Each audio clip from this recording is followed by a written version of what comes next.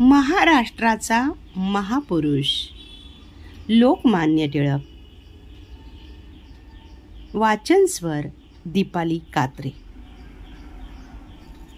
आज आपल्याला राजकीय स्वातंत्र्य मिळालेले आहे आणि त्यामुळे पूर्वीच्या पारतंत्र्यात आपल्या लोकांना किती छळ, किती संकटे, किती अपमान सोसावे लागत याची कल्पना येत नाही. त्याप्रमाणेच आता सामाजिक सुधारणा पुष्कळच झालेली असल्याने पूर्वीच्या काळी किती दुष्ट, क्रूर, अपमानकारक रूढी आपल्या समाजात घर करून बसल्या होत्या हे कोणास सांगून सुद्धा खरे वाटणार नाही. त्या सर्व रूढी नष्ट कराव्यात असे टिळकांचे मत असे. पण त्यासाठी परक्या सरकारचा कायदा आमच्या घरात शिरावयास नको असा त्यांचा आग्रह असे. अगदी साधी गोष्ट, स्त्रियांनी पायात जोडा घालावा, पण हे ठरण्यासाठी किती वर्तमानपत्रांच्या कागदावर किती शाई सांडली असेल. उन्हाचा त्रास होऊ नये म्हणून एखादी स्त्री पायात जोडा घालून डोक्यावर छत्री घेऊन रस्त्यावरून चालत गेली तर लोक तोंडात बोट घालीत आणि म्हणत, काय हा अनाचार. आणि तीच स्त्री जर हातात पाटीपुस्तक घेऊन शाळेत जाण्यास निघाली तर मग काय विचारता, आकाशच कोसळले की. जो तो तिच्याकडे बोट दाखवत असे, खडे सुद्धा मारत असे. अशा स्त्रियांच्या अंगावर घाण पाणी ओतण्यास स्त्रियाच पुढे येत. अगदी पांढरपेशा, कुलीन, खानदानी समजूतच होती तशी त्यावेळी की बायकांनी शिकायचंच नाही. त्यामुळे महात्मा फुले यांनी स्त्रियांच्या शिक्षणासाठी शाळा काढली तर केवढे काहूर माजले.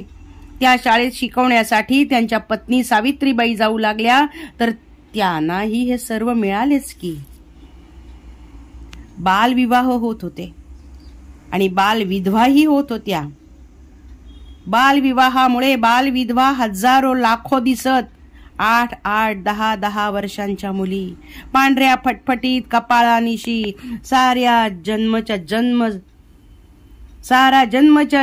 जन्म ना संसार ना मूलबाळ अशा एकाकी केविल वाण्या स्थितीत झिजत झुरत मूकपणे घालवीत. कोवळ्या कळ्या अशा चुरगळल्या जात. त्यांना पुनर्विवाह करण्याची बंदी, परंतु पुरुष मात्र 7-7 लग्न करीत.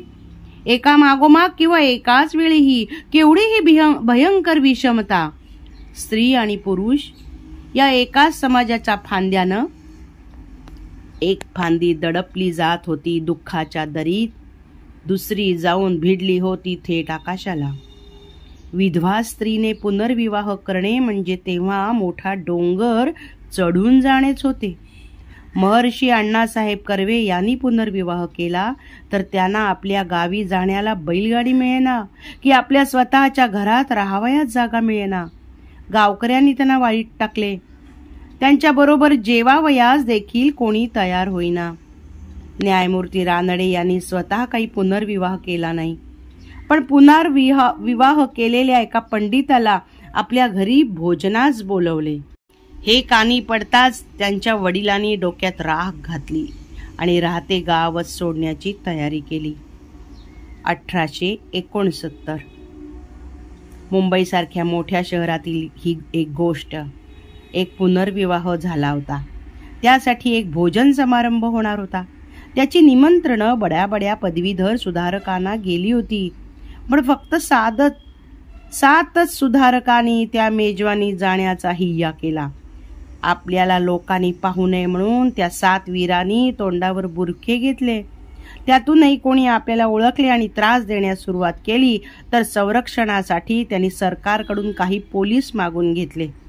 अशा बंदोबस्ताने गुपचूपपणे त्यांनी भोजन उरकले आणि पुनर्विवाहाचे अभिनंदन केले.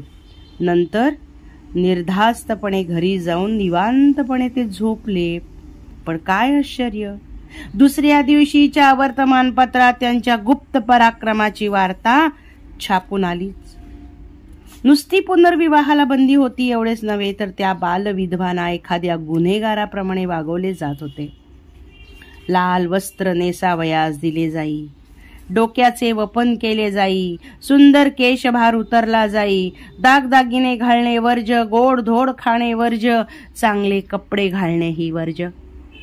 लग्न समारंभात, सणासुदींच्या कार्यक्रमात त्यांनी पाऊल टाकायचे नाही.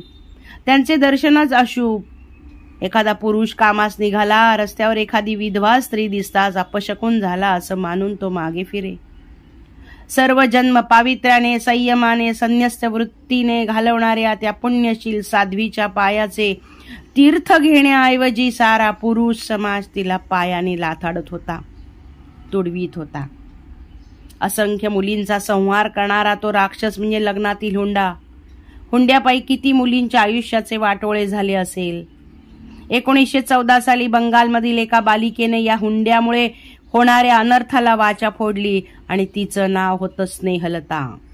तिच्या लग्नाकरता आपले घर गहाण टाकण्याचा प्रसंग तिच्या पित्यावर ओढवला होता. तो प्रसंग टाळण्यासाठी तिने काय केलं? लग्नाच्या आदल्या दिवशी तिने आपल्या वडिलांना एक हृदयद्रावक पत्र लिहिलं. तिने लिहिलं, बाबा, बरद्वान येथे पुराच्या अरिष्टाने अनेक लोक संकटात सापडले. तेव्हा त्यांना सहाय्य करण्याकरता कित्येक थोर अंतःकरणाचे तरुण बंगाली लोक आपणहून तयार झाले. दुःखितांना दया दाखवल्याबद्दल ईश्वर त्यांचे कल्याण करो. परंतु या पुष्कळ तरुणांनी, या तरुण माणसांनी परदेशी वस्तू विकत न घेण्याबद्दल शपथा घेतल्या आहेत. नुकतेच दक्षिण आफ्रिकेतील आपल्या बांधवांच्या मदतीसाठी कित्येक बंगाली तरुणांनी घरोघर हिंडून फंड जमवल्याचे मी ऐकले आहे.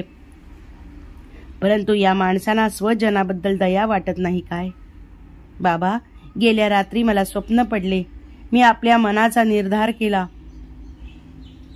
वाद्यांचे अभूतपूर्व असे मंगल ध्वनी ऐकू येत आहेत. तेजाची अपूर्व प्रभात चोहोकडे फाकली आहे.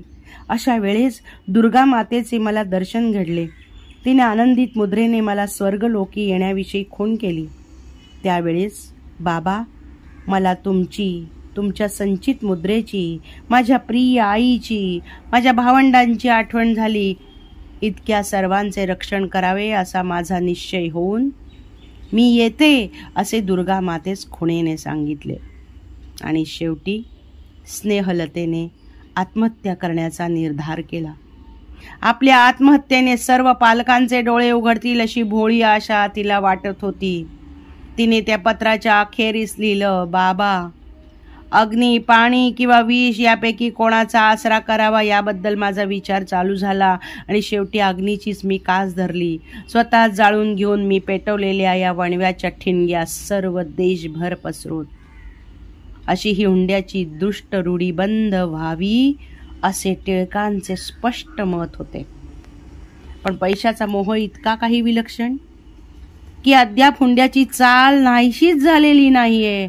आजही तोच प्रकार आहे. खरं तर 1954 साली भारत सरकारने हुंडा प्रतिबंधक कायदा केला तरी अजून मुलींच्या गळ्याभोवतालचा हुंड्याचा फास सुटलेला नाही. असे 1 ना 2 56 अन्याय स्त्री जातीवर होत होते. ते सामाजिक अन्याय पाहून आगरकरांचे चित्त संतप्त होई, रक्त उसळू लागे. टिळकांची ही स्थिती तशीच होई. 26 ऑक्टोबर 1889 रोजी पुणे येथे तुळशी बागेत भरलेल्या सभेस आपली मते लेखी कळवली होती. त्यांच्या मते त्यावेळी ताबडतोब सुधारणा व्हावयास पाहिजे होत्या.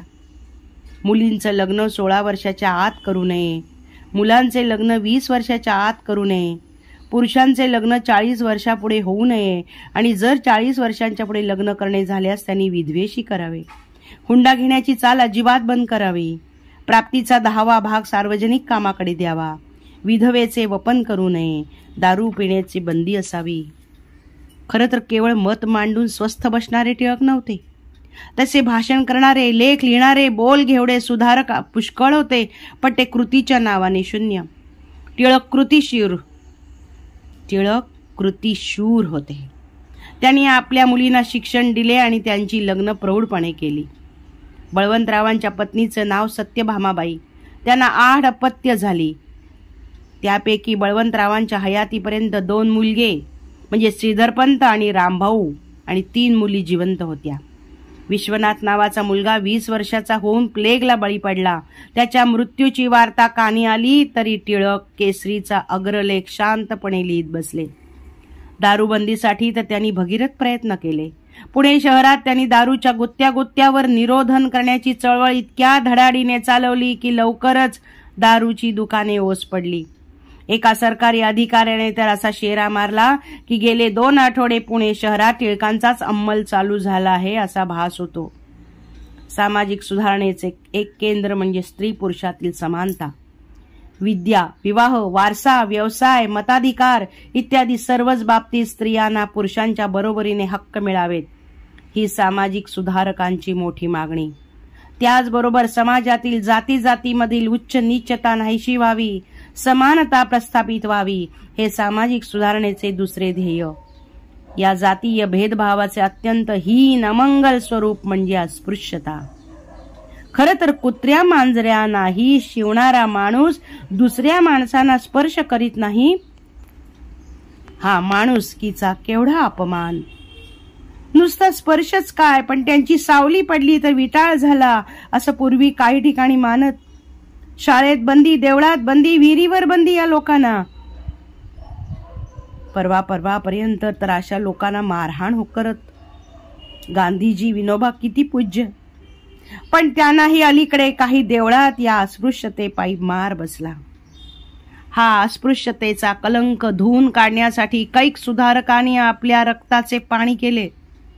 1853 साली महात्मा फुले यांनी पुण्यात अस्पृश्यांसाठी खास शाळा उघडली. त्यांच्यासाठी पाण्याचा हौद खुला केला. 1873 साली पुण्याच्या विष्णू मंदिरात सार्वजनिक हळदी कुंकू समारंभ घडवून आणला. त्याला 5,000 अस्पृश्य स्त्रिया हजर होत्या आणि त्यासाठी 8 पल्ले हरभरे लागले. आगरकरांनी या अस्पृश्यतेच्या तटबंदीवर कडाडून हल्ले चढवले आणि टिळक खरं तर जनतेचे पुढारी, जनतेतच वाढलेले, जनतेतच मिसळणारे, ते जनतेचाही असा सडका भाग सहन करतील मुळीच नाही. 1918 साली मुंबई येथे अखिल भारतीय अस्पृश्यता निवारण परिषद भरली. अध्यक्ष श्रीमंत सयाजीराव गायकवाड होते. लोकमान्य टिळक इंग्लंडला जाण्याच्या गडबडीत असतानाही परिषदेत आले. एवढेच नव्हे तर काँग्रेसने अस्पृश्य वर्गाचे प्रतिनिधी होऊन आपल्या कार्यास त्यांचा पाठिंबा मिळवावा अशा आशयाचा ठराव त्यांनी मांडला. अस्पृश्यता परमेश्वरास मान्य असेल तर त्याला मी परमेश्वरच मानणार नाही अशी गर्जना केली. ती ऐकताच परिषदेतील 5-7 हजार श्रोत्यांनी टाळ्यांचा इतका प्रचंड कडकडाट केला की त्यामुळे मंडप खाली कोसळतो की काय असे सर्वांना वाटू लागले. या सभेला लाल, बाल, पाल ही राष्ट्रीय त्रिमूर्ती हजर होती हे विशेष.